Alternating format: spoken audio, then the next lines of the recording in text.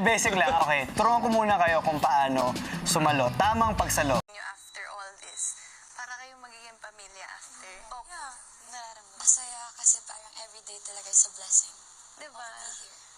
Kasi Kumakalat ngayon sa social media ang mga video clips ng pagiging sweet ng PBB housemate na si Carmel sa kasamahan na si Caprice sa programang Pinoy Big Brother.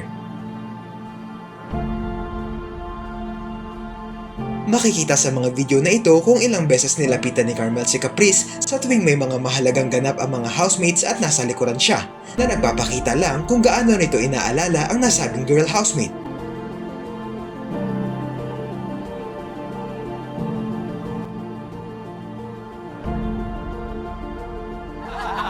Basic lang. Okay, turuan ko muna kayo kung paano sumalo. Turuan ko muna kayo kung paano sumalo. Tamang pagsalo. after all this, para kayong magiging pamilya after. Oh, Masaya kasi parang everyday talaga is a blessing.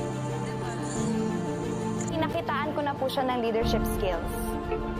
Not just in the tasks, but sa pang-araw-araw na gawain po kuya, nakikitaan ko po siya. So this person is Caprice. Thank you so much. Sobrang nagulat po ko. Dahil nga sa mga video na ito, inulan ng magagandang komento sila Carmel at Caprice dahil sa ganda ng samahan nila, na kahit pa extrovert si Carmel ay hindi niya nakakalimutang alalahanin ang introvert na si Caprice.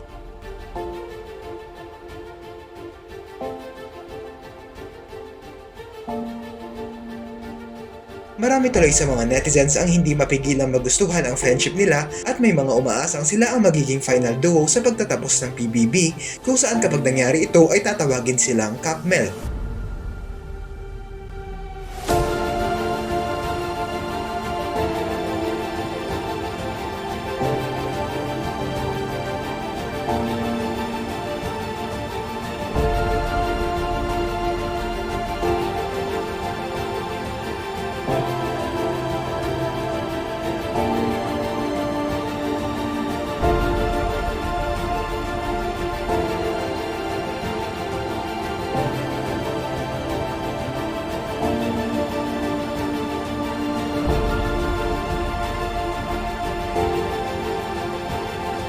Ano ang masasabi nyo rito?